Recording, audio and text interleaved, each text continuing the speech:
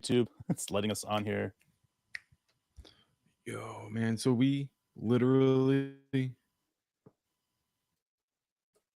a Yeah. break and we went to number one, dude. We're number one. Just say it, dude. It's sexy. I, Sexy. I, We are first place in the West. you know what? We've been the best team in the West. Can we just say that? Like, there's not been a team that's been up to Mhm. our caliber in the West. And I understand that we have some pitfalls, especially with the recent loss to the San Antonio Spurs. Fuck the Spurs. Fuck, fuckity, fuck the Let them Spurs. have their moment. But Let them have their moment, do bro. I Like worst in the think NBA versus the best. that Sam Presti is messing with the Spurs by maybe Mm. saying, give it to them? Give them a win, mess their chances up for another number one pick. Nah, I'm just kidding. But I'm serious though. Like I look at that loss as one of those losses that we're going to have. It's a pitfall in this crazy, insane thing. And let's be honest, we've got a target on our back. This seriously the size of Texas. Like everybody's starting to recognize the Oklahoma City Thunder is not a chump team. They're not a placement team. They're not one of those teams that are going to be uh, doing really good and all of a sudden bomb out at the end. Like that's not this team. This team is special. And I think a lot of people are starting to recognize that. So it's exciting to be part of it, man. It's really exciting to watch this rebuild come into full fruition. Mm.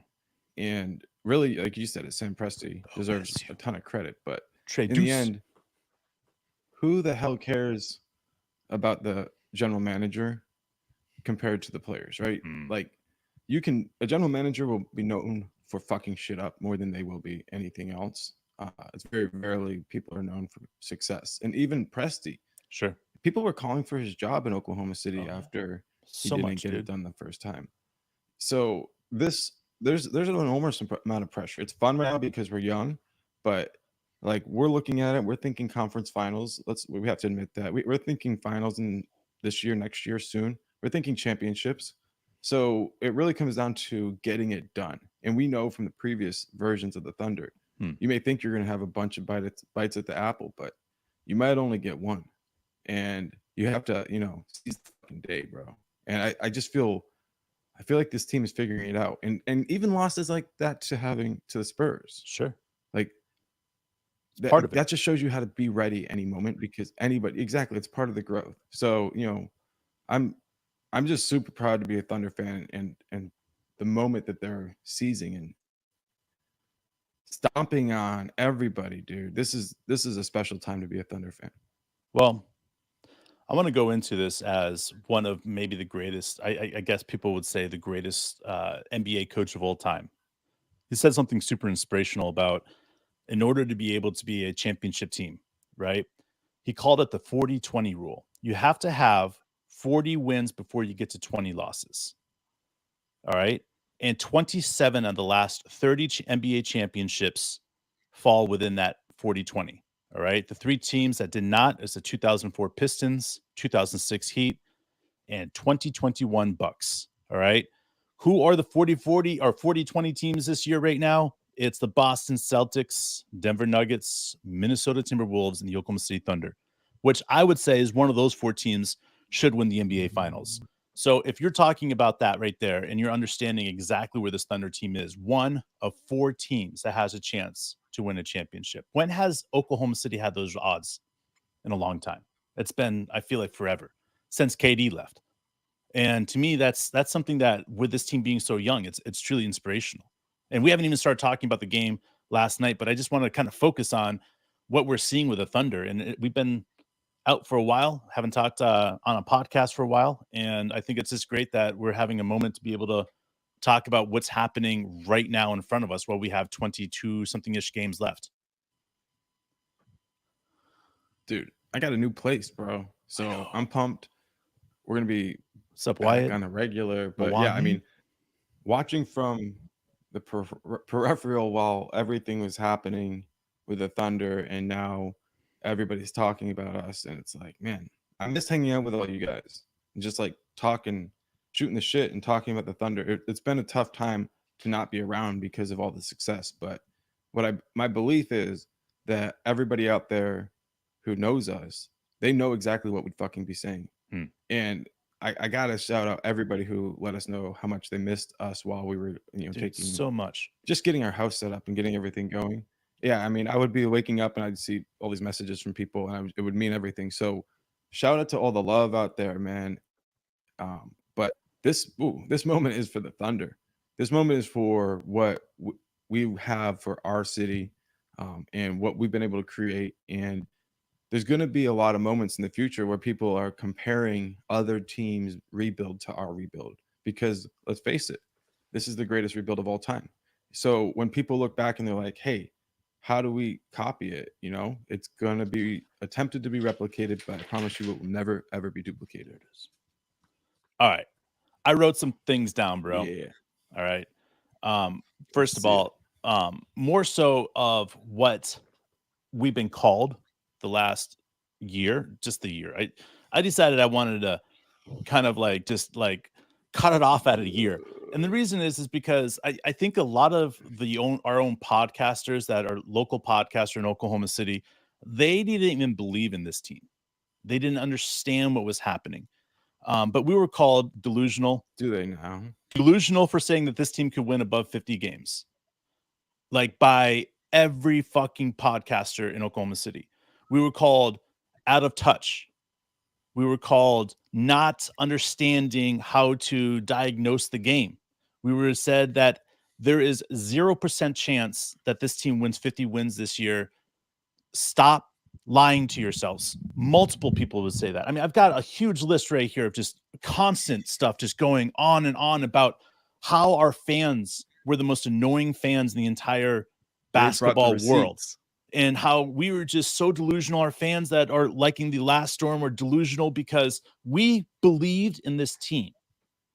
And to me, that's where this all began as a group, as a unit here of Mark and I talking on the mic and everybody else out there listening and calling in. And this is where the rubber met the road.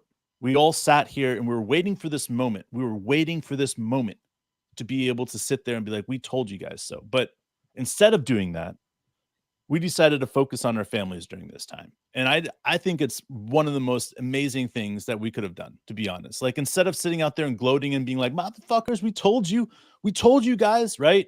All of our fans were fucking right. They're not delusional. Instead of doing that, we decided to focus on our families. And I think it's really great because the reality of where this team's at is Mark and I said to each other when we started, if all we do is educate the Oklahoma City Thunder people, the Oklahoma City Thunder fans, of how to look at the game and how to see what they're seeing, that's all we do. And then we stop after they start winning, we're good with that. Because to us, it was about being a fan when the shit was the shit. It was about saying this team is going to be out of the shit sooner than anybody else thinks. That's all we brought. And I'm so fucking glad I'm able to meet and look at our chat right now. It's bombing with Moani and Niner by Nature and Wyatt and OSU Trey Deuce. You guys, seriously, being able to be part of this group has been the most amazing thing. And it's been hard to be off. But on the same sense is that there's so much positivity happening with the Oklahoma City Thunder. You don't always need us anymore. So let's talk about this game, though, bro, because this game was fucking crazy, man. Crazy. I know you watched it. Dude. Okay, so I didn't get a chance to watch the whole thing. So I'm telling the truth. Bro. All right. I watched highlight clip on YouTube, 10 minutes worth, because I'm still unpacking. But yeah.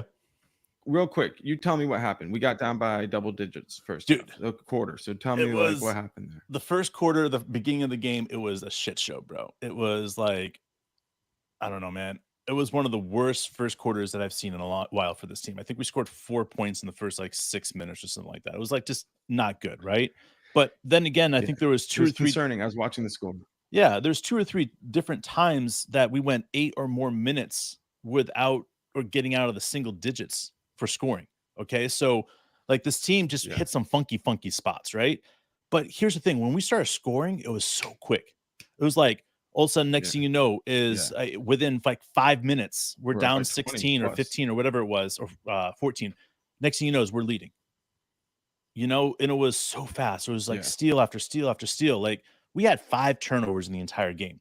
One for each starter.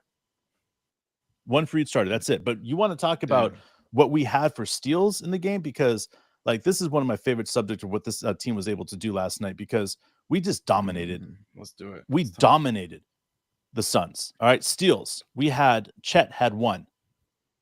Jay Will, Shay Gilgeous-Alexander, and Dort all had 3. Josh Giddey had 2, and Aaron Wiggins had 4. All right. The defense we had was insane. We had 16 steals against the Suns. All right. And then think about this. And then we had multiple times where we went 8 minutes without scoring very many points at all. All right. 5 turnovers. All right. So, like, things are happening with this team when we're able to put it all together, and we're able to put, we're pretty much in the entire quarter, we score single digits in the game. Right. Like, if we're looking at that and we're saying this team has a legit opportunity to put things together just before the playoffs or as the playoffs happen, like, who's going to stay with us? Who's going to be able to stay up with us if we go multiple quarters where we go 8+ minutes with only scoring single digits, right? And you combine that into 16 minutes, which is pretty much a full fucking quarter. We went single digits and we still win this big against the Suns. Like, how are teams going to stop us? Suns aren't chumps, man. They're not chumps. They're good. They're really good. So we get up by 24. We're up by like 24. Right? Oh my God, dude. And then next thing you know, third and fourth quarter, bro. like it's like it was the hardest basketball, bro. What happened? It Was just like again, we're we missing just ran into one of those shots, or spots. were they? We couldn't buy a bucket. There's nothing we could do that was working. Like, our offense wasn't clear. We weren't getting turnovers. It's not we were getting we weren't getting we had 5 turnovers the entire game. We weren't doing that. Exactly. Our offense was working. Which we were getting the wide open so shots. Important because if you go through a dry spell where you're not scoring, and you're having a bunch of turnovers, then it's really difficult for coach to fix it. But missing shots, he can tell, okay, are we just missing shots, or do we need to get better shots? But turnovers, you don't learn anything other than get that guy out of here. You know what I mean? Yeah, and to me, like, there was like our offense was still getting open shots. Our offense was getting to the places that we need to. It was just things weren't going in, and to me, like, that's not a bad thing. I mean, let's just be honest. It's not a bad thing. You can sit there and say, well, that's not what you want, right? But if you're able to run an offense, right? Okay, and you're able to tell me, run an offense and get your shots off without turning the ball over, get to your spots, right? Get late in the shot clock, okay? And you're able to tell me that we're just not able to convert shots. I'm going to say that's something that's rarer than us being able to convert, 3 at least out of 10 shots or 4 out of 10 shots. Like, I think it's like all the wrong things have to hit the team in order for us to go those minutes without scoring, especially with not turnovers. Like, it's just, to me, it's just like, that's what we're talking about. Like, if we were talking this team had 20 turnovers, then the game wouldn't have been a game. Like, in those droughts, we had 20 turnovers where they're able to pick up, but like every single time we hit a drought, we came back with good defense by getting a fast break, wide open layups really quickly. Aaron Wiggins was a master at it. And it just, those are the stuff that popped us out of those funks. J-Dub getting to the lane, like getting back to the basics. So to me, like, it's about understanding where this team is at, when the strengths at the time. Right. One of the things we've seen happen over the last few years is this team never, ever can be counted out. Down 20 doesn't matter. So never. In a game like this, where after having a 20-point lead, a team puts on a run, and now they've taken back the lead. Most of the time, the other team is just like, they're like, well, you can have the game. Like, it's just like, it's almost every time after you've given up a 20-point game, like a run, then the team just can have it. But not us, right? So it's no surprise after being up by 20 and letting them have the run, we still come back and win.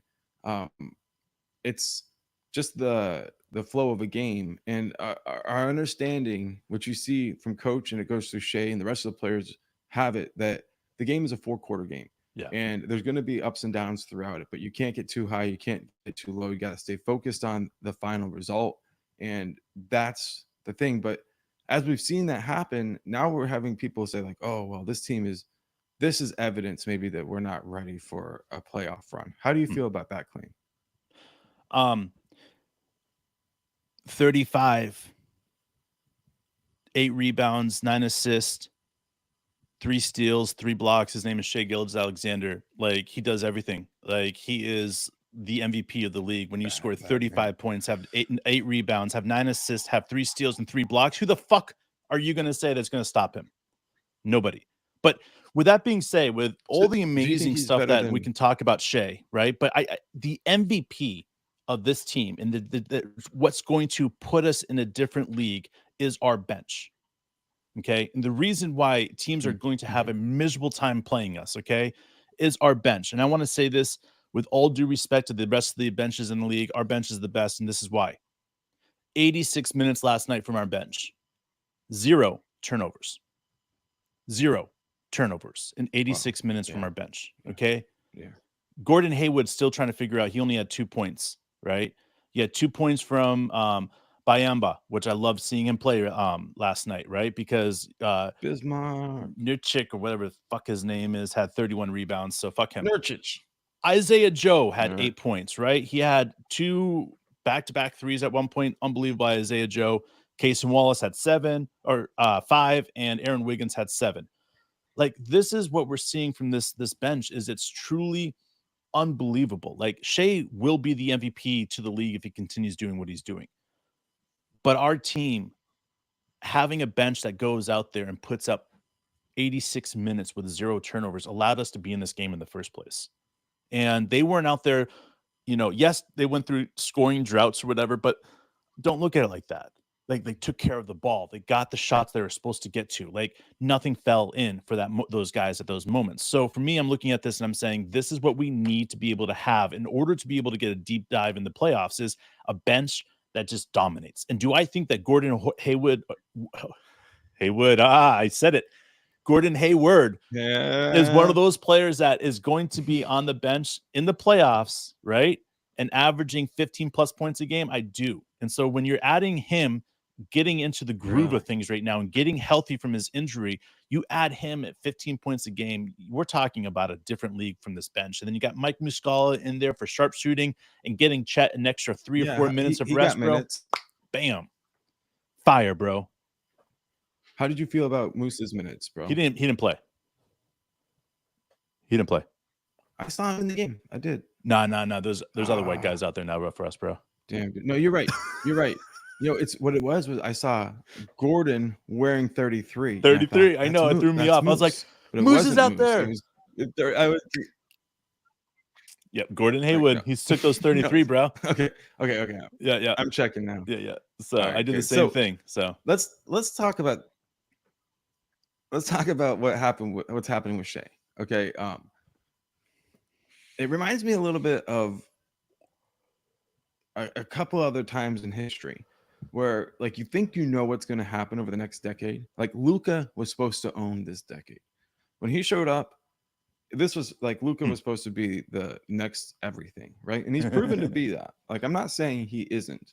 But then all of a sudden you have this guy named Shay and you're like maybe Shay is a little bit sweeter than Luca. And this wasn't supposed to happen, bro. Like do you think he's better than Luca? Let me ask you all that right. first. I've debated this with every fucking NBA fan that I've talked to that's not an Oklahoma City Thunder fan. All right. And this is what I always go to is that the old NBA. Now we say the old NBA as if it happened a long time ago, but it's not. Okay, guys, we're talking 3-4 years ago, the old Yeah, NBA, it's like, right? That's how old it is now. Okay. mm-hmm. Offense was fucking king. You need an offensive player that can destroy everything. Defense wasn't something that you necessarily needed somebody to do, right? It's more of a offensive minded league. Now, what's happened to the league because of this offensive minded league is that the defensive minded players in this league are starting to play defense. Imagine that, right? That are starting to get better. They're starting to understand that if their defense is a high level and the offense is a high level, they'll be known as a better player than with the best guards in the league.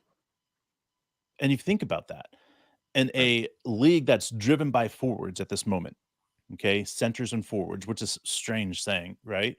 But it is.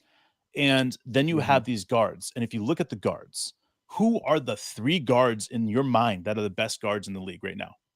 Young guards, not old guards, young guards. Shay, Luca, and Mhm. you can add Right. whoever the 2 and fuck 3. you want, right?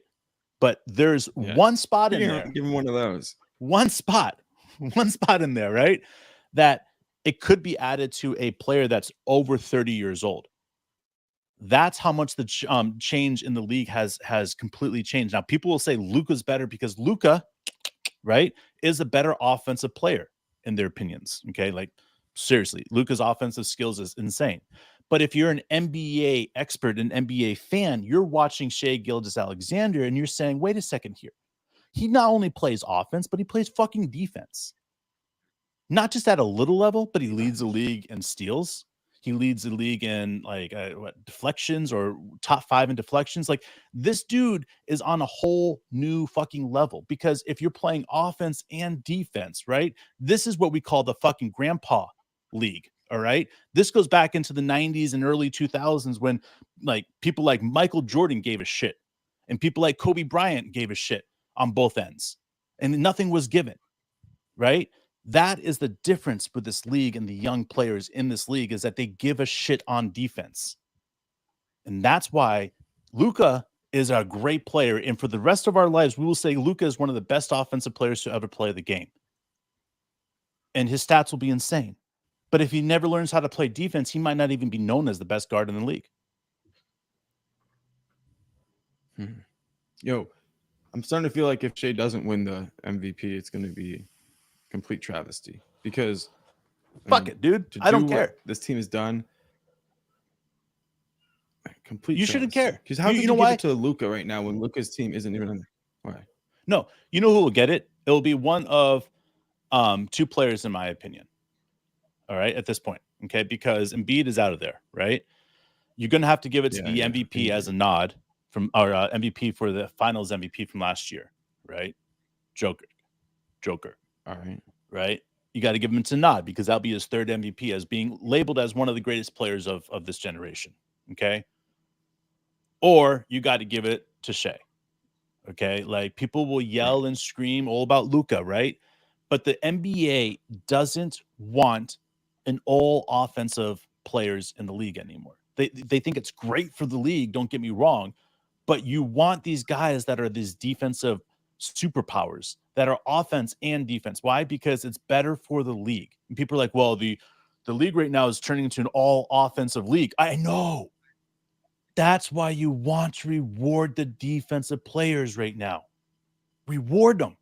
Show them they're worth more than somebody that just can go out there and score 70. I would rather somebody be able to go out there and score 35 points, put up 9 or 8 rebounds, 9 assists, 3 steals, 3 blocks in a win by 8 points than somebody that goes out there and scores 50 points, puts up a 50-point triple-double, and they have to go into overtime or they lose, or you're sitting at a position being like, oh, we scored this many points, but we couldn't get the win. Like that's what I don't think is healthy for the league. What we call fake fucking numbers. Like LeBron James, right? Breaks Kareem Abdul-Jabbar's record up against the Oklahoma City Thunder, but gets beat at home. That's not good, right? And then LeBron James goes and scores 40,000 points and they lose. Like, that's not good.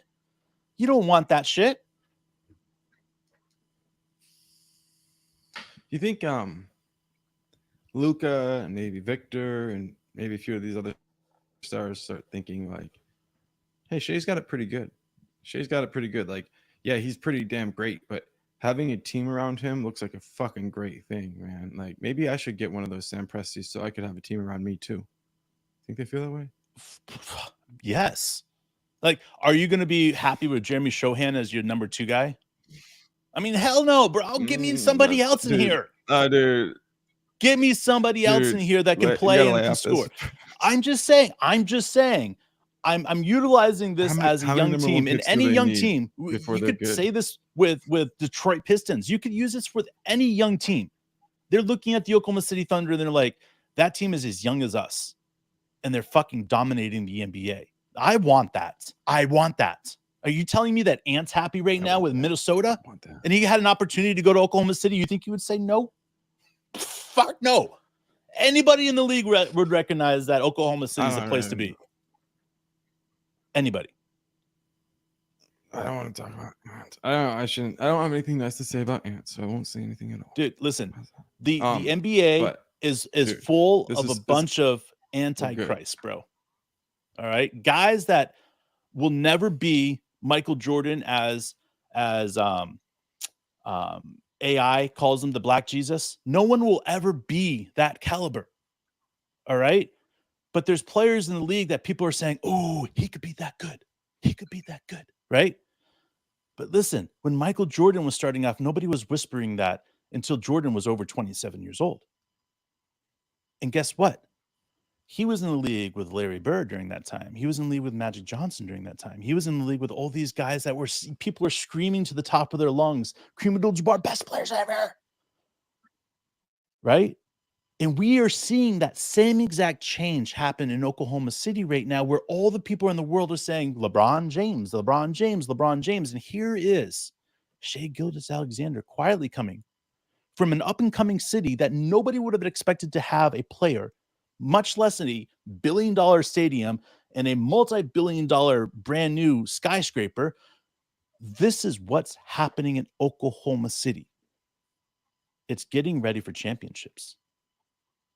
It's getting ready for championships. We all know it. If you guys have been part of a team that has won a championship before, whether it's any sport at all, you can feel it. You can feel that charge. You can feel that feeling, like whether it's a New York Giants fan, right? Even though they're getting their asses handed to them, and then they get to the playoffs and they go on the record and they go and play against the Patriots and they beat the Patriots, and nobody recognized that. Nobody understood what was happening. You know, you can talk about young teams. You can talk about the Kansas City Chiefs. Nobody understood that they were going to be the next best team in the league. They thought they were too young. They thought the Kansas City Chiefs were too young with Mahomes going to the playoffs. You want to talk about Tom Brady? I'll talk about Tom Brady for a second here. One of the greatest quarterbacks, if not the greatest quarterback ever. His starting quarterback got injured, and he went in and won a championship. Nick Foles, starting quarterback, gets injured, goes in, wins a championship. The best of the best. It has to start at some point. And that's why Mark and I are saying that this year is the year. This year is the year that everybody stops and says, we didn't see that coming. We didn't see that coming. And no matter how good we think this team is going to be, Mark and I could not have said in the beginning of the year that we think this team is going to make the finals. But I'm sitting right here, right now, and saying that our chances to make the finals is 25% right now. And that's fucking crazy if you think about it. Fucking crazy. How many other teams in the league have that opportunity?